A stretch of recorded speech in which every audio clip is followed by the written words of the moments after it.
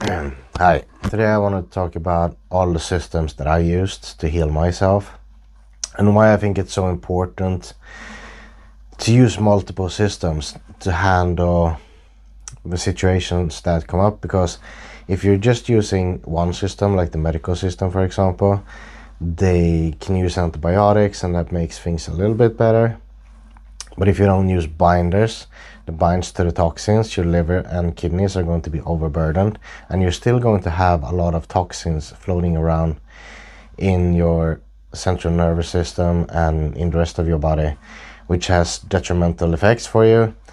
And on top of that, you're going to be less motivated, you're going to have less energy to have the discipline to do the other things that could potentially improve your life.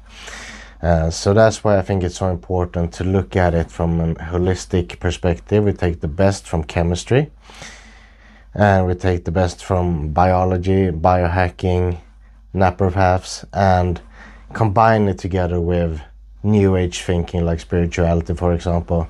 And when you combine them together, that's when you get amazing results instead of just some people getting results. Some people sometimes getting amazing results, but most of the time 99% of people fail, and no one has been able to figure out why. This is why, because if you're doing spiritual things, you're evolving yourself, you're taking care of your childhood traumas, and you don't deal with the toxins, that's going to become a problem for you, and it's eventually going to be such a big problem that you're going to stop doing the things that are working altogether, because it's so taxing and overburdening to go and to walk around with toxins in your bloodstream all the time. So anyway, the world that you see in front of you, what is it based on? Is there even a reality in front of you? Who knows? Like, I don't know. What I do know is that we have senses. We have sensory inputs and we have senses. So I have eyes, I have retina, and they're picking up information from the environment around me. And my eardrums are doing the same thing, but with sound waves. My fingertips, they have nerves. And all of this combines sends signal through the spine, the central nervous system, up to the brain. And the brain then interprets these inputs and combine a comprehensive picture of what you call reality. And so what is that reality? What is it based on? What is it that you're actually seeing, feeling, hearing? It's whatever was put in your brain at some point, or in your nervous system at some point, or both. So in the same situation, you and me are going to have vastly different experiences, because we're not the same person. We haven't been exposed to the same things. You don't have exactly the same genes as I do. We don't have the same mom and dad. Maybe some of you do, but most of you won't have the same genes that I have. So based on that, based on where you're born and who put you into this world, and the input that you got from the age between 2 and 8, that determines the reality that you're living today. And I would argue that that's a stupid way to live life, like if you could help it. So we can doubt whether it's possible to do or not, but if you got the choice, you would take the choice to try to do something about it, rather than just staying in a world that was predetermined before you were born and before you could have any say about it. And then a big chunk of it was formed when you were at your most susceptible and fear-based state, which was between 2 and 8, and you didn't even have the evolved part of your brain developed yet, so you couldn't possibly have any critical thinking. Everything that was put in your brain was just interpreted as being hard truths, reality. And that is true till this day if you haven't done anything about it. And so I would argue that if you change your thoughts, you could change the way that you behave. And if you change the way that you behave, you could change the output that you get in the world. So if you're first changing your inner reality about yourself, you will eventually, by the actions that you take, change the environment around you to reflect whatever is inside of you.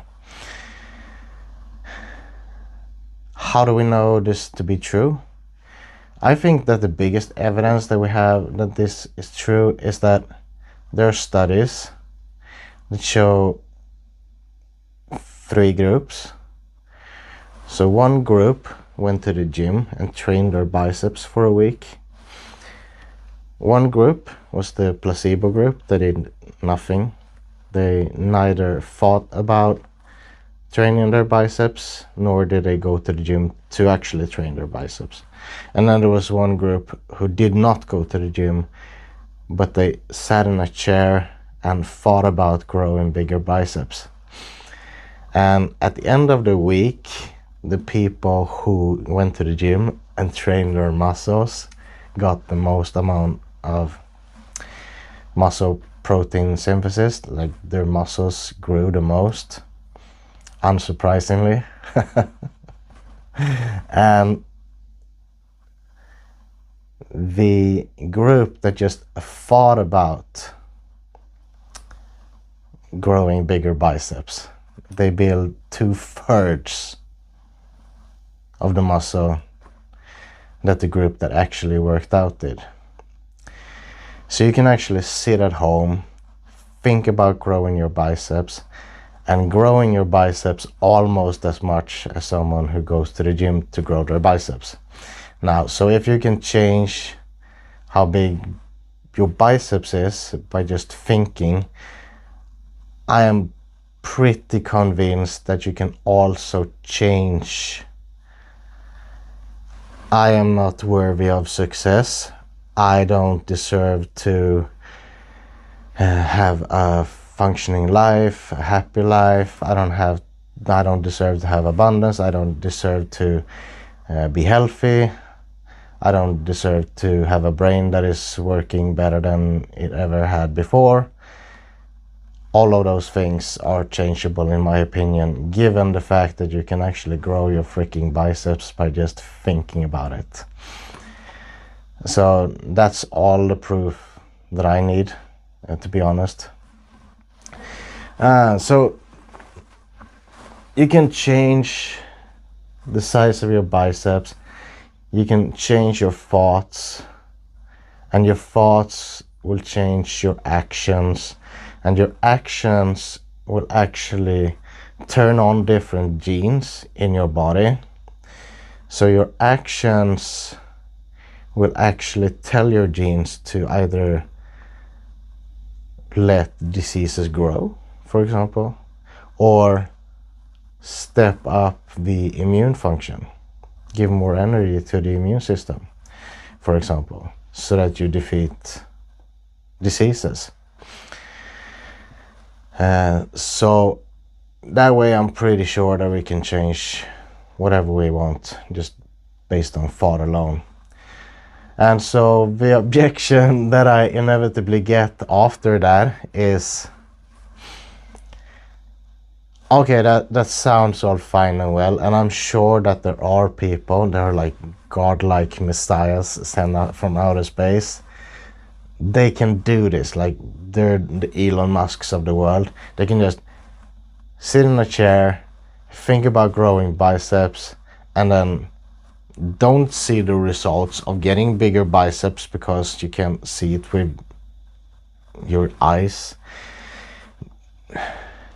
and then not be skeptical about it and not give up and just keep thinking about your biceps growing day after day after day after day without nothing to show for it. Very few people can do that, and I tried to do that many years ago, and it is hard. It is so hard. As some of you might already know, I was depressed for almost a decade of my life, and even suicidal for a couple of years. And when you're in that space, and it doesn't even have to be that deep, even if you're just 50% as depressed as I was, you still have 50% more negative thoughts than those other people that we are comparing ourselves against, that can just sit and grow their biceps. So that makes a huge difference. Like if your brain is just sending you over and over and over and over signals of distress, signals of depression, telling you negative thoughts, telling you how worthless you are, telling you how you can't change anything, telling you how hard you've been working without seeing any results, like that's going to affect your mind. After a while you're going to be like, yeah, my mind is fucking right, this shit doesn't work. Like I feel so fucking stupid for even trying.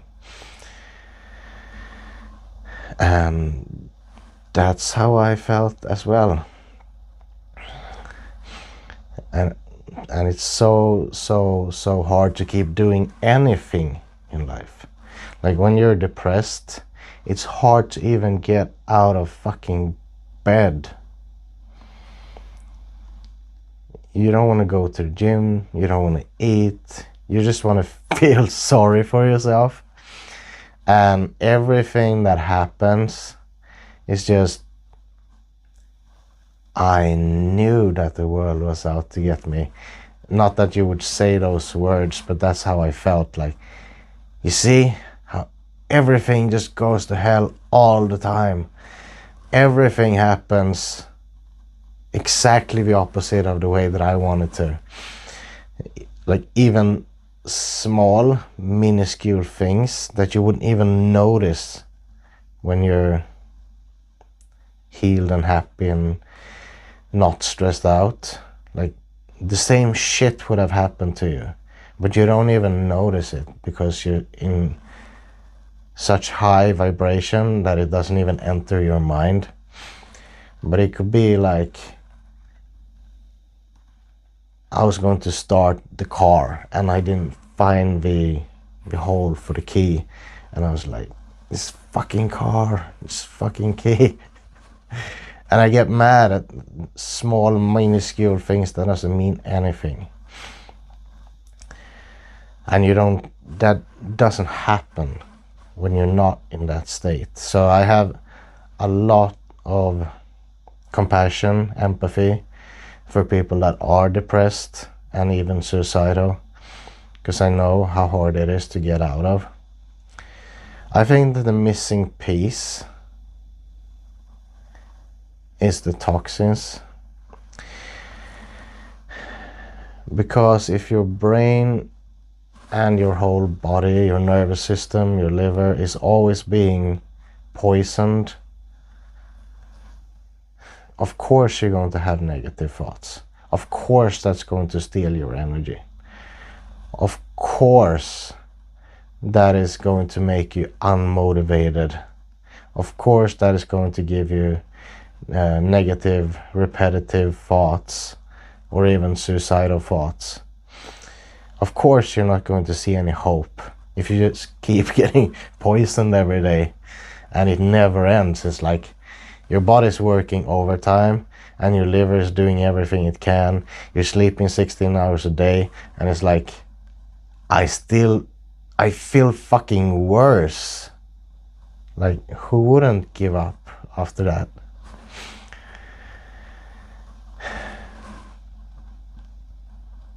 So if you start by binding the toxins with activated charcoal, bentonite clay, and you help your liver with glutathione, you drink enough water with electrolytes in so that you can pee and poop out the toxins from your body. That's a good start. And just by removing a small amount of toxins, you will instantaneously notice within 15 to 30 minutes that your brain clears up. You're going to have less negative thoughts, you're going to think clear. It's like the trees have more color and the birds are singing higher. Like all your sensory inputs just turns on again. And that is the first step where you can actually start doing some work, because you're not completely stuck in a stressed state where your body and brain doesn't know what to do. It's just trying to protect you, because it's think that you're being eaten by a tiger all the time. So it thinks that it should tense up its muscles, restrict blood flow, cut blood flow from your prefrontal cortex, which is your evolved part of the brain, and just run the fuck out of whatever you're doing. And it's like, even when you're sleeping, you're still being chased by a tiger. It's like, how can you sleep if you think you're going to die all the time? How well rested are you going to be when you wake up if your body thought that it was going to be killed throughout the whole night? And so that is what I think is the biggest missing piece with all these new age hippie gurus that talk about manifestation and affirmations and stuff like that. Yes, absolutely it works. Absolutely that your brain and body shows you the world before your eyes as you yourself choose to project it. Like everything that you see, touch, feel and smell, all the negative emotions and all the positive emotions that you're feeling comes from you, and you alone, only you. That is absolutely correct. But what created that you? Because if that you, all the cells in your body, all the cells in your brain, is created by toxic, cancerous substances, then that's what you're going to think and feel on a daily basis. And it sucks the living hell out of you. It sucks. I can attest to that. I'll be the first one to attest to that. So that's step one. And step two would be to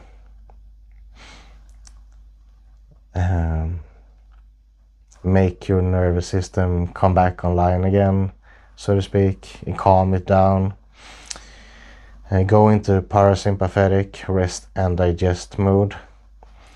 And it's not that complicated, although it takes time, and it has to take time, because the nervous system, which again, I don't remember if I said it, but I'll say it one more time because it's so important. Your nervous system determines 95% of your thoughts. It's your subconscious mind. And your prefrontal cortex, given that you're not stressed and depressed and chronically stressed out or burnt out, gives you 5% at top. So if you are stressed, maybe it's like 2% or something. But your nervous system is giving you most of the input in the world, and giving you most of the results that you're seeing, giving you most of the feelings that you're feeling on a daily basis.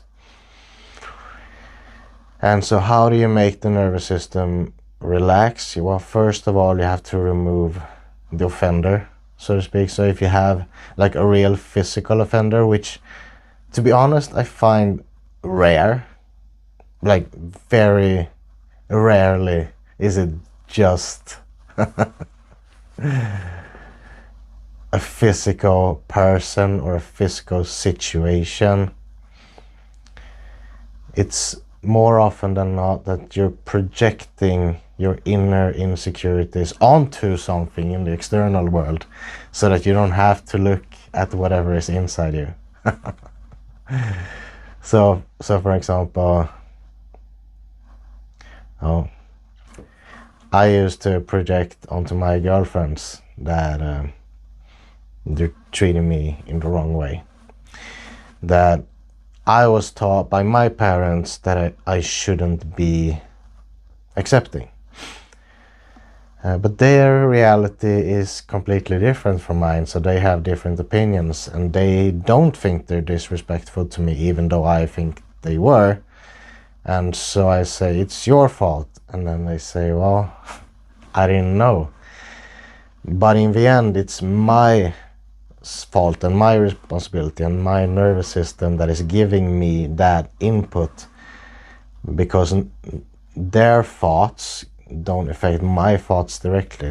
Their thoughts and their actions affect my nervous system, which gives me the results that I want. And I can determine that for myself, and it's my job to do that.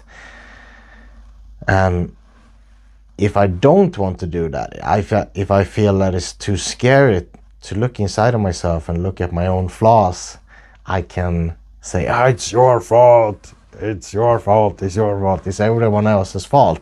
And then I don't have to look inside of myself.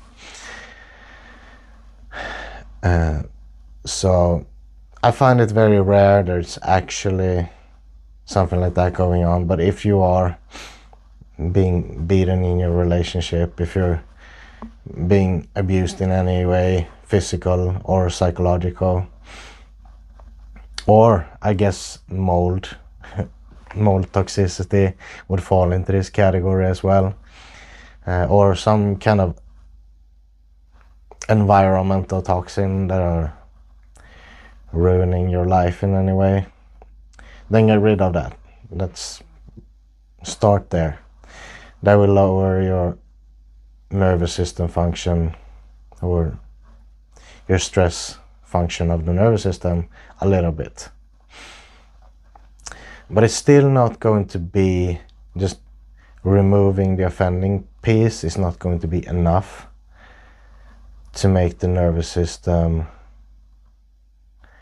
relax, because the nervous system responds very well to repetition, and it's supposed to project the world that you know, so that it is so familiar to you as possible. And the more familiar it is, the more safe it is, according to our lesser evolved nervous system and things that have gotten people to survive best in the past. It doesn't necessarily mean that that's the case, but it's the way that your brain and body is interpreting the situation. And so what you have to do is you have to tell your nervous system over and over and over and over and over every day in the beginning, because that might be all that you can do. But 5 times, 10 times, 20 times, 30 times, 100 times in the future. The more you can do it, the better. Because your nervous system works on repetition, repetition, repetition. Have I felt this experience so many times now that I can deem it to be safe? Is it safe to live in this place without being stressed the fuck out? Or do I still have to protect myself? So, for example, I think trauma, muscle tension, and slow metabolism, low energy production can come from either way. It doesn't really matter, but most people would say that it only comes from trauma, which I think is wrong. So in practical terms, you could have a trauma from your childhood. I was bullied, for example. That meant that my nervous system was always on high alert. I was always scanning for threats. I was always ready to defend myself. Even when people talk to me nicely sometimes, I was like, what do you want? Because I was always on high alert, and I always thought people were out to get me, because people were literally sometimes out to get me. But to project that onto everyone was a mistake.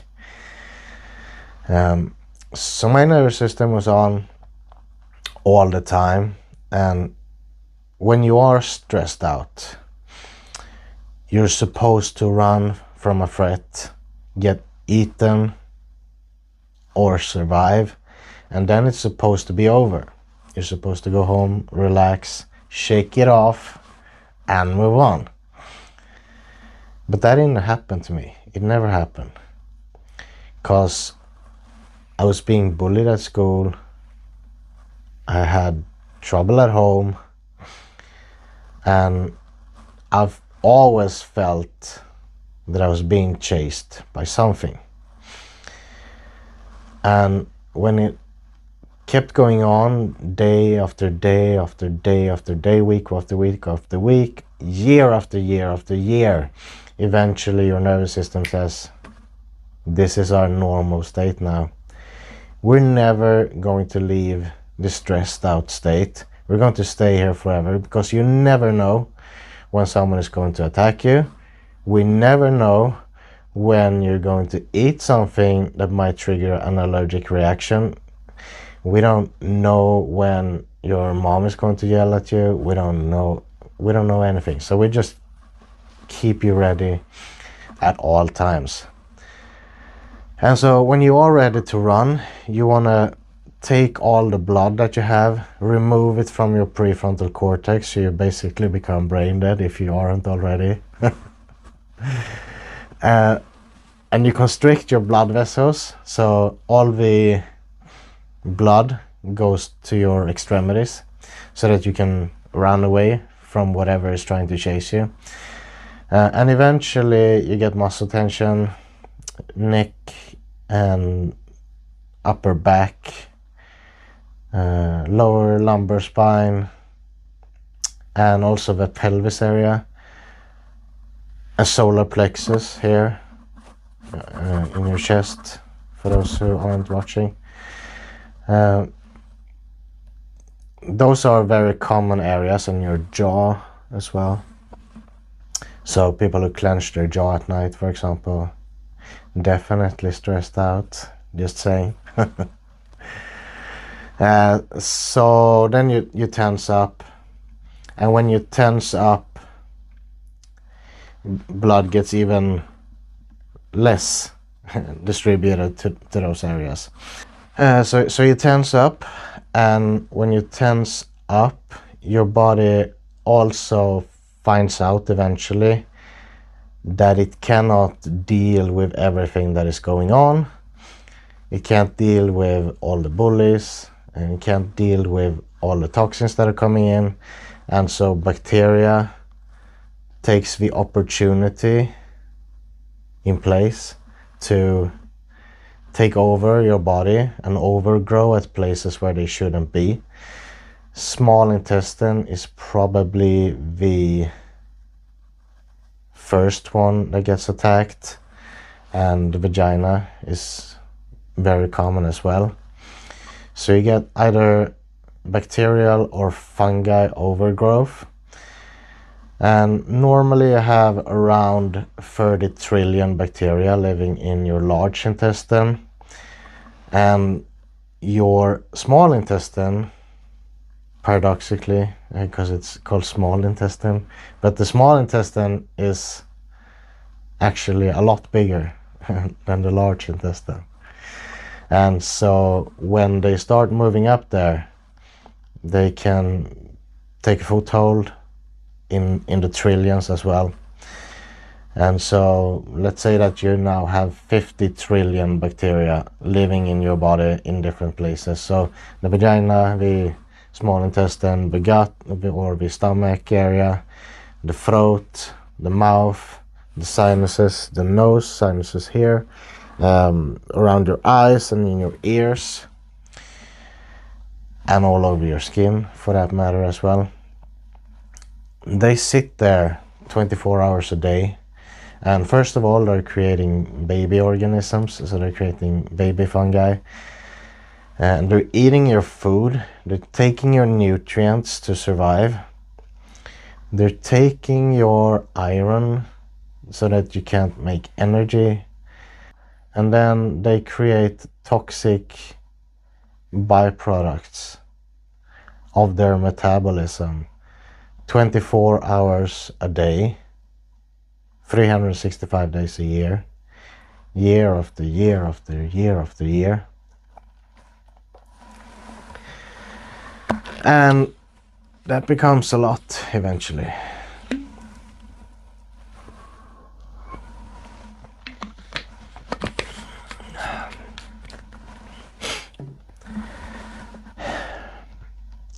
But my point being, you can start with the trauma that will tense up your muscles, that will get you the overgrowth, which will lower your metabolism, lower your energy production, slow down your brain function, give you cancer and all the negative things if you start with a trauma. I don't think that is mostly what happens. I think it's part of what mostly happens, because everyone has some kind of trauma. But if we turn it around, you can also have lower energy production, which would give you the overgrowth, which would give you the toxins, which would give you the stress, which would give you a nervous system that is always on high alert, which would give you tense muscles, which would give you trauma that gets stuck in the tense muscles. So it doesn't matter which end you begin in, because you can end up in the same place anyway. And that's my point, because everyone seems to be talking about it from the angle of, oh, well, you're just having childhood traumas and all you need to do is just take care of your childhood trauma and everything will be fine and well. And although I believe that to be completely true, I believe that whatever started it doesn't matter. If you could just go in, tell your trauma to get the fuck out of here, that would solve the problem. Like, that would solve your overgrowth, that would solve your muscle tension, that would solve your cancer. And we have pretty many reports now that people have actually removed cancer spontaneously by fixing their traumas and their energy problems.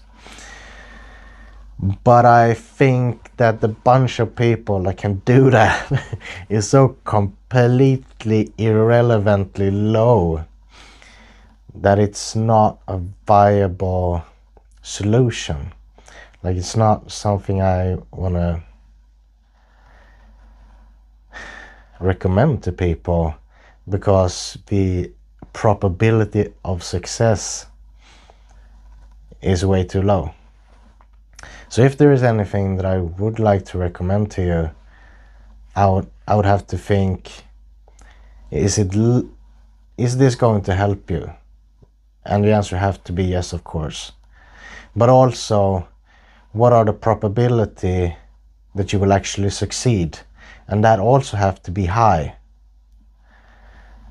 And what is the consequences if you don't succeed? And that also have to be a positive outcome. Because how most coaches work, unfortunately, is they just say, well, you just need to eat less and work out more and you will lose weight. And although that is a true statement, again, it's the exact same principle here. That is a true statement. Like if you didn't eat anything and you worked out a lot, like the Jews did in Auschwitz, they lost weight. That is true. It's a true statement. But how many people are that going to be applicable to? How many people are going to follow that regimen, first of all? Because they have food literally everywhere for nothing. They don't have to pay much to get calories at any time of day now.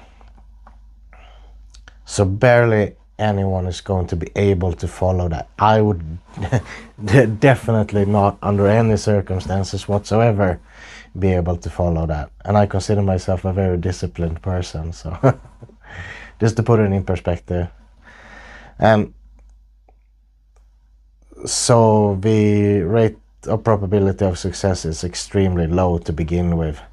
But also, if you were that stupid and did it that way, what will be the result of that? Like, what will be the outcome if you actually did starve yourself and overworked at the same time and lost weight? Well, the most likely outcome of that would be still a negative. It would be that your metabolism would have slowed down. You probably have more overgrowth now. You probably have more toxins. You probably have a more damaged system than when you began. And being overweight, given that you're not 500 pounds overweight, would be better for you health-wise than losing the weight that way. So it doesn't make any sense whatsoever to have an approach like that. And the sneaky thing about it is that whatever happens when you sell someone a program like that, is like, you can say the reason it didn't work is just because you didn't do what I said. And you can always say that. Like, as long as they're not losing weight, as long as they're not at the exact target weight that you set for them, you can just say, oh, you didn't eat, you ate too much, or you didn't exercise enough. And even if they ate 800 calories a day and worked out and they still didn't lose weight, you can still say, eat less and work out more. Because obviously those 800 calories is more than your body needs, so you can just like draw that argument into infinity, and you can always blame the other party so that you yourself don't have to take any responsibility, which I think is completely fucked up. So what was my point even? Going on this side tangent. My point is that my point is that what I want to do with you is just take you from something that is safe, effective, and that will work for most people. Otherwise, I'm not going to do it. And it's not just morally wrong, but it's also a bad business idea in any way, shape, and form. So when you have actually gotten to a place where you can start getting your nervous system to relax, sometimes you will be going back and forth between being stressed and being calmer sometimes. But your nervous system works on repetition, so you have to get it back and back reliably as many times as possible.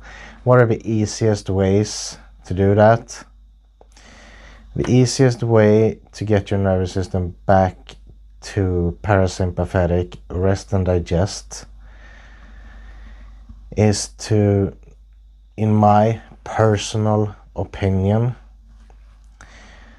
I used coffee my whole life and I love coffee, but I stopped drinking coffee when I tried to heal myself because it was too jittery for me, and I even justified that if I always have a lot of energy, like I eat something with my coffee,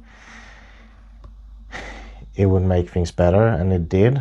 But it's still, even at just slightly arousal from the coffee is too much for me. And I know I'm very sensitive to coffee, so you might not have to go that extreme, but for me, cutting out coffee was one of the best things that I've done. But you probably don't have to go that far. I never thought I would say that, because coffee has a lot of health benefits as well, which I'm giving up on. Still doing some decaf though. There are crystals, and you can argue all day long whether crystals work or not. I believe that they absolutely do. And the reason I say that is because I was in a state where I have extremely heightened senses when I order my first pair of crystals, and these red stones, they are crystals. These are garnet crystals, and they're extra especially good for grounding or lowering your stressed state. And since I was in a state where I had such heightened senses, I could feel when I put them on, they're heavy. It's not like you put them on a scale and you can feel and you can see the numbers go up, like they weigh half a kilogram or something, but you can feel the energy is dense. You can feel that for something to go through this stone, it has to be a lot of energy. It slows the energy down. And that's really the only thing that it does. It's not something magical about the stones. They're not made by special gods or sent from another universe or anything like that. They're just fucking stones. They're just dense stone. So you need more energy to transfer through the stones, and that way you get to keep the energy and resonance for longer. So in my opinion, they work. I wear those two necklaces, one bracelet and a cuddle stone, so it's a bigger stone under my pillow when I sleep.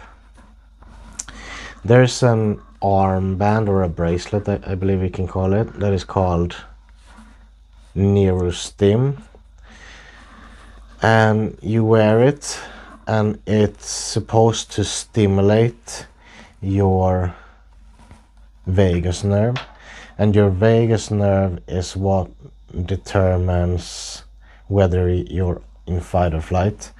And the vagus nerve goes through your solar plexus up on your left side. So any muscle tension at all will make it harder for the vagus nerve to work properly. to begin with. Any postural imbalances will make it harder for your vagus nerve to work properly. Any weird breathing patterns or not getting enough oxygen, obesity, visceral fat, the damaging fat that you can have in and around your organs and not the usual white fat that you have on your body. That can wreak havoc on your whole health, but definitely destroy your rest and digest state as well. Bloating will destroy the function of your vagus nerve. And so Neurostim is an easy way to stimulate your vagus nerve to get you into rest and digest whenever you want to, without much extra work, so to speak. The easiest and fastest way is probably box breathing or some kind of breathing in through the nose and then out through the mouth. Works really well. Slow, conscious breathing in through the nose and out through the mouth, and breathing in a paper bag.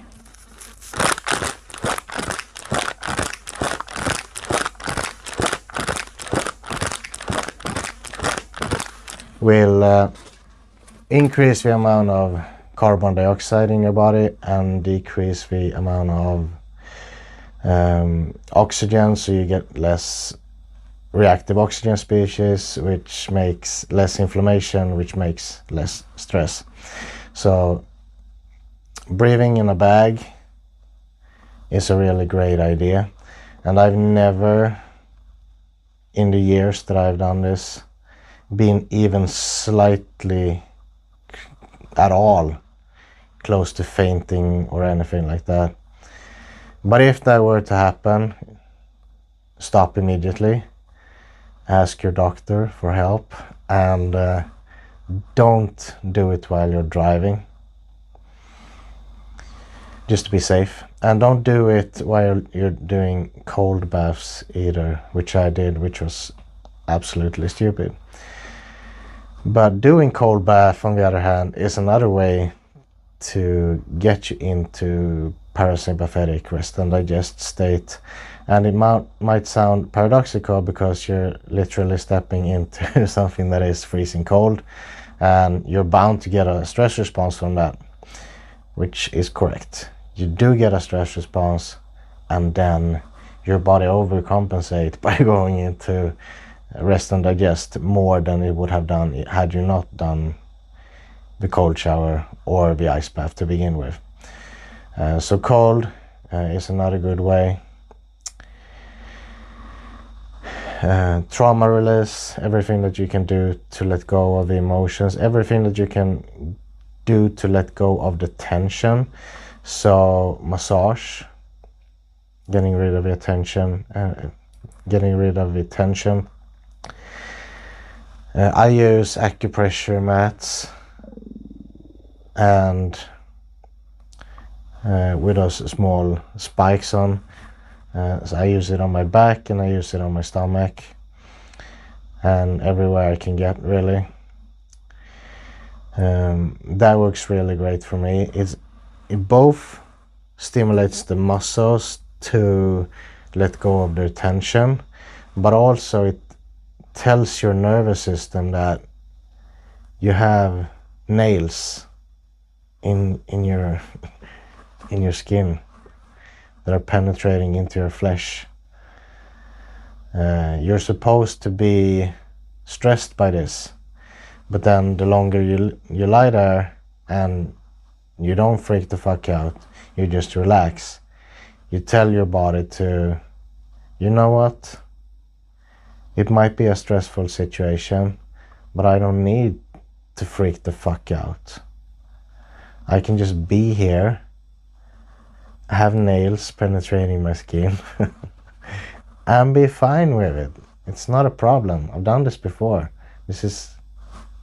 I can just relax and release the muscle tension. So that is a really cool and effective hack. I would say out of everything that I've talked about so far, the acupressure mat has done the biggest difference for me personally.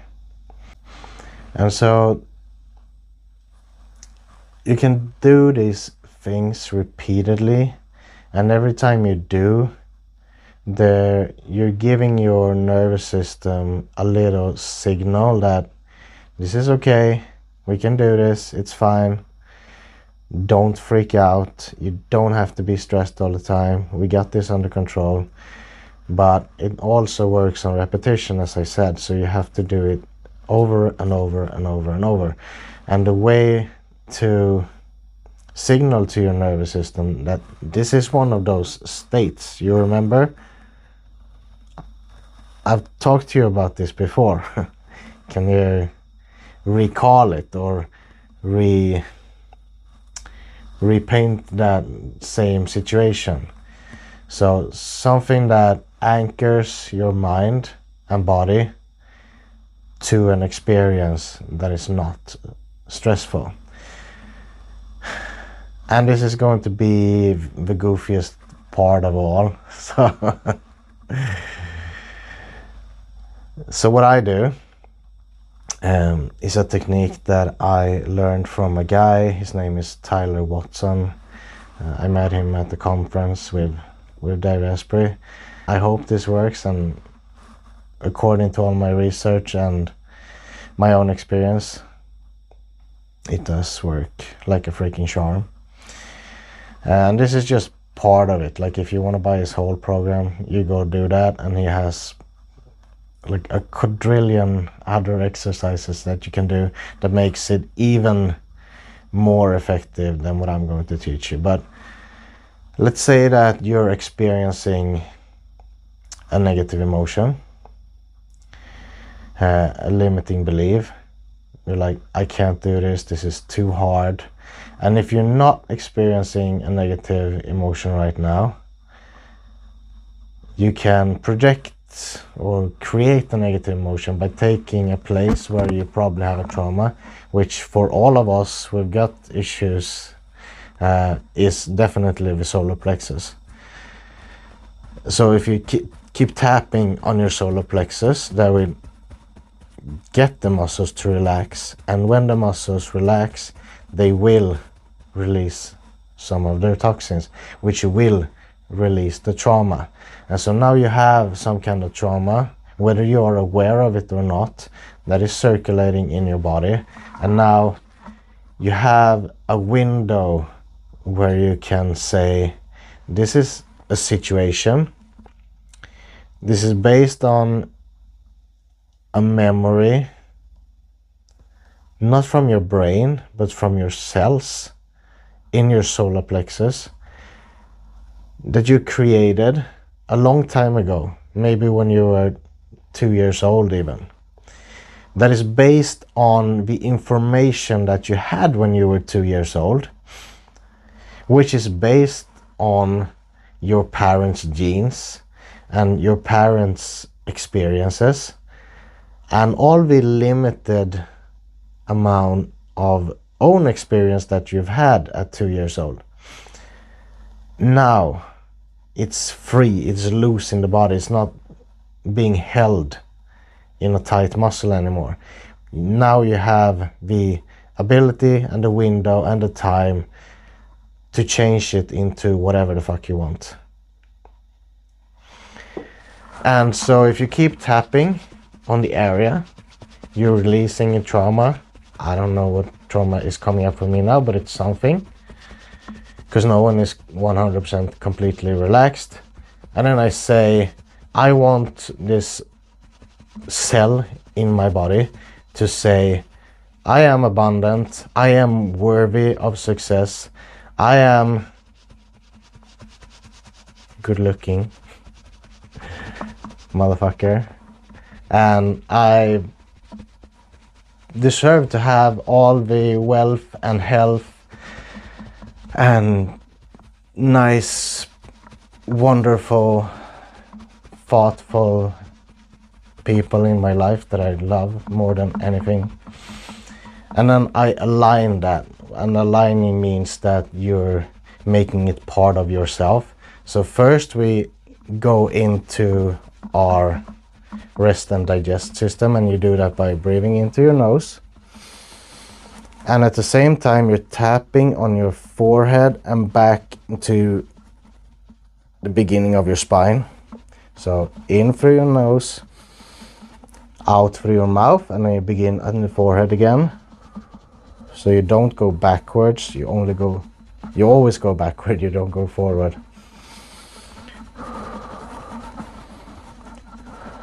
And you do that 3 times. You can do it 4, 5, 6, 7 times as well.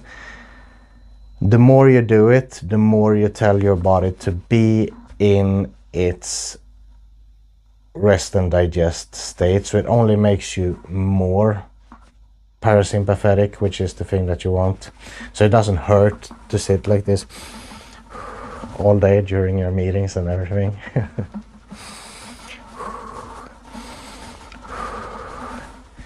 And then you want to tell your nervous system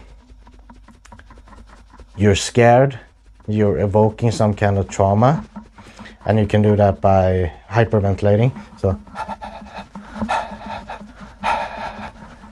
and now you're in stressed mode, and then you smile and you tell your nervous system, you know what, fuck you. I am in control of my own emotions. I can smile even when I'm stressed. You don't have to freak the fuck out. And so now there's, out of 50 trillion cells, I just programmed one of them to say something different about me. So in the future, when the same cell get exposed to energy, it will send that signal to my brain instead of whatever thought it was sending previously to my brain. Probably something like, you're 2 years old, life is rough, your parents are divorced, and it's probably your fault because you don't have a sense of